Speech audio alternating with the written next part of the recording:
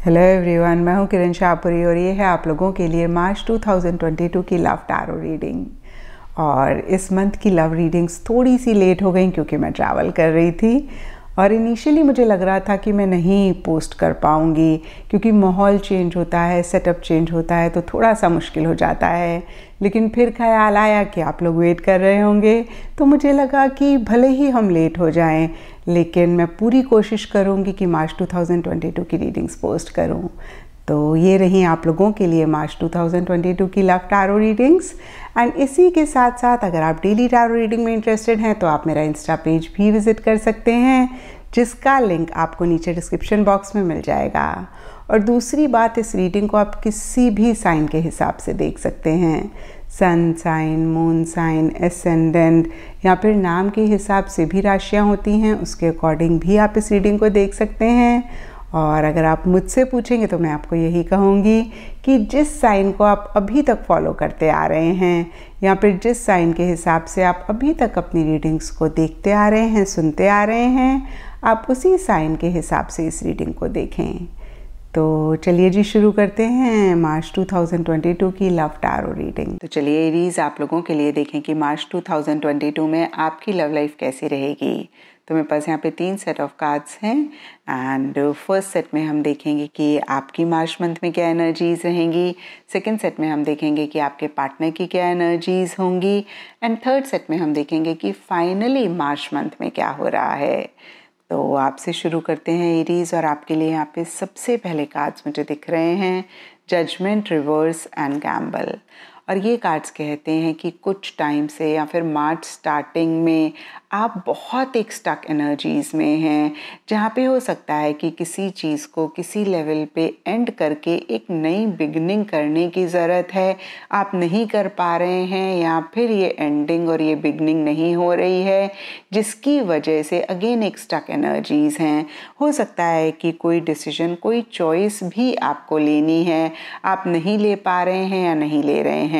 और देखिए इसके लिए सबके लिए डिफरेंट रीजंस हो सकते हैं, लेकिन जजमेंट रिवर्स के नीचे गैम्बल का कार्ड कहता है कि एरीज आपको कुछ रिस्क लेने हैं या फिर देखिए आपको अपना कंफर्ट जोन छोड़ना है।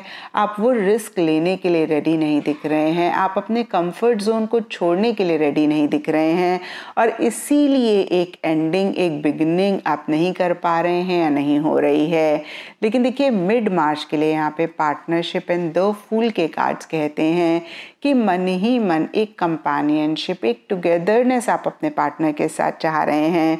लेकिन सरफेस लेवल के लिए द फूल का कार्ड कहता है कि बहुत ही कैजुअली आप चीज़ों को डील कर रहे हैं, आप किसी भी बंधन में बंधना नहीं चाह रहे हैं, आप कमिटमेंट अपने पार्टनर को नहीं देना चाह रहे हैं।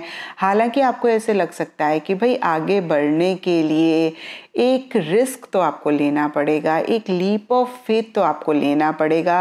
और हो सकता है कि ये लीप ऑफ फेथ, ये रिस्क आप ले रहे हैं, लेकिन फिर से मैं कहूँगी कि बहुत ही कैजुअल आपकी अप्रोच है, बहुत केयर फ्री एनर्जीज़ हैं और शायद इसीलिए एक नई बिगिनिंग आप नहीं कर पा रहे हैं। आप, मैं कहूँगी, इतने मोटिवेटेड नहीं दिख रहे हैं, उतने एक्शन इनिशिएटिव्स आप नहीं ले रहे हैं। हालांकि देखिए डीपर लेवल के लिए वॉयलेट्स और ब्लू लॉयल्टी का कार्ड कहता है कि मन ही मन आपको ऐसा लगता है कि आपके पार्टनर बहुत लॉयल, बहुत डेडिकेटेड, बहुत डिवोटेड इंसान हैं या फिर अपनी फीलिंग्स को लेकर आप काफ़ी श्योर दिख रहे हैं, लेकिन फिर भी आप एक्शन इनिशिएटिव्स उतने नहीं लेते हुए दिख रहे हैं। आप एक नई बिगनिंग करना चाह रहे हैं लेकिन नहीं कर पा रहे हैं, नहीं हो रही है। और अब देखते हैं एरीज के आपके पार्टनर की क्या एनर्जीज हैं। तो आपके पार्टनर के लिए यहाँ पे सबसे पहला कार्ड मुझे दिख रहा है 5 ऑफ कप्स रिवर्स। और ये कार्ड कहता है कि पीछे कुछ गलतियाँ एरीज या तो आपसे हुई या फिर आपके पार्टनर से हुई और हो सकता है कि आपके पार्टनर इन्हीं गलतियों पे बहुत ज़्यादा फोकस कर रहे थे और शायद इसीलिए वो भी काफ़ी परेशान पीछे हो रहे थे। और कहीं मार्च स्टार्टिंग में एक शिफ्ट उनकी एनर्जीज़ में आ रहा है, कहीं जो भी चीज़ें अच्छी इस रिलेशनशिप में हैं उन्हीं पे ही फोकस करके वो आगे बढ़ना चाह रहे हैं या बढ़ रहे हैं। और डीपर लेवल के लिए हिस्ट का कार्ड कहता है कि वो आपके साथ मैरिज चाह रहे हैं, वो आपके साथ एक कमिटेड रिलेशनशिप चाह रहे हैं, वो फॉरएवर के लिए आपको अपनी लाइफ में चाह रहे हैं। लेकिन देखिए कुछ डिसीजंस, कुछ चॉइसेस इसी से ही रिलेटेड लेने हैं और वो डिसीजन, वो चॉइसेस वो नहीं ले पा रहे हैं या नहीं ले रहे हैं। यहाँ पर पेंडुलम यस और नो का कार्ड कहता है कि बहुत ज़्यादा किसी चीज़ को लेकर यस और नो में रहते हुए दिख रहे हैं। और शायद इसीलिए देखिए 7 ऑफ पेंटिकल्स रिवर्स का कार्ड कहता है कि वो एक क्रॉस रोड्स पे खड़े हुए हैं जहाँ पे उनको नहीं समझ में आ रहा कि वो आगे बढ़ें, वो राइट टर्न लें, वो यू टर्न लें, वो लेफ़्ट टर्न लें, वो करें क्या, किस डायरेक्शन में जाएं। कहीं उसी से ही रिलेटेड एक क्लैरिटी नहीं ला पा रहे हैं। और इसीलिए देखिए 8 ऑफ सोर्ड्स का कार्ड कहता है बहुत ज़बरदस्त एक कन्फ्यूजन महसूस कर रहे हैं, बहुत ज़्यादा किसी चीज़ को लेकर बंधा हुआ पा रहे हैं।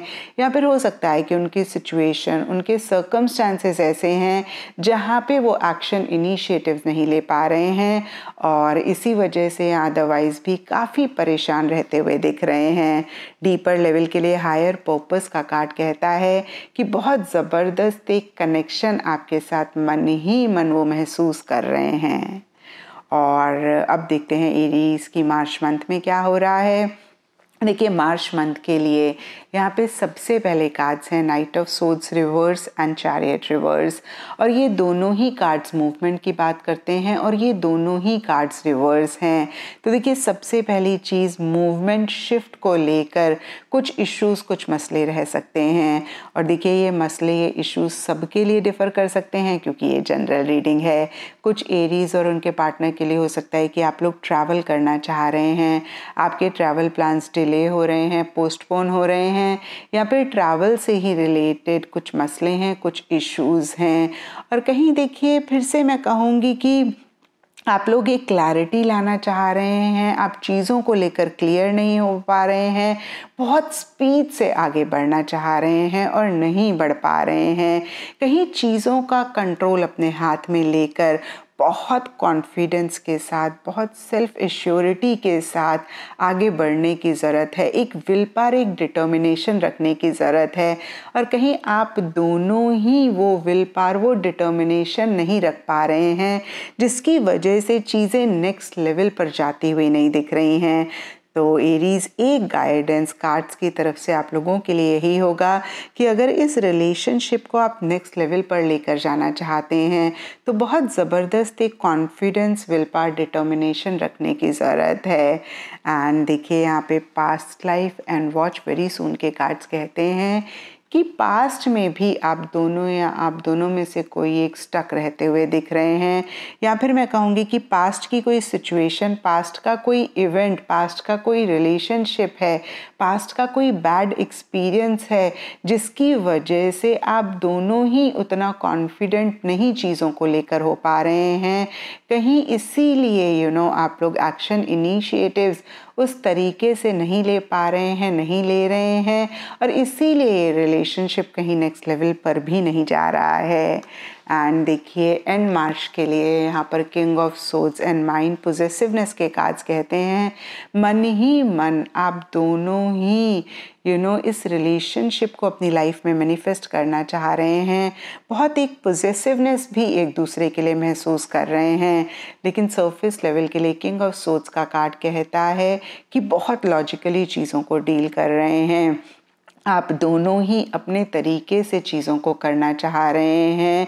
किसी भी लेवल पे किसी भी तरीके का कॉम्प्रोमाइज़, एडजस्टमेंट करने की ज़रूरत पड़े तो वो कॉम्प्रोमाइज़, वो एडजस्टमेंट्स आप दोनों ही नहीं कर रहे हैं। कहीं फ्लेक्सिबिलिटी आप दोनों की ही तरफ से मिसिंग दिख रही है। बहुत रिजिड, बहुत फिक्सेटेड अपनी चीज़ों को लेकर हो रहे हैं और शायद इसीलिए फिर से मैं कहूँगी इश्यूज़ और मसले भी रह रहे हैं। तो ये थी एरीज़ आप लोगों के लिए मार्च 2022 की लव टैरो रीडिंग।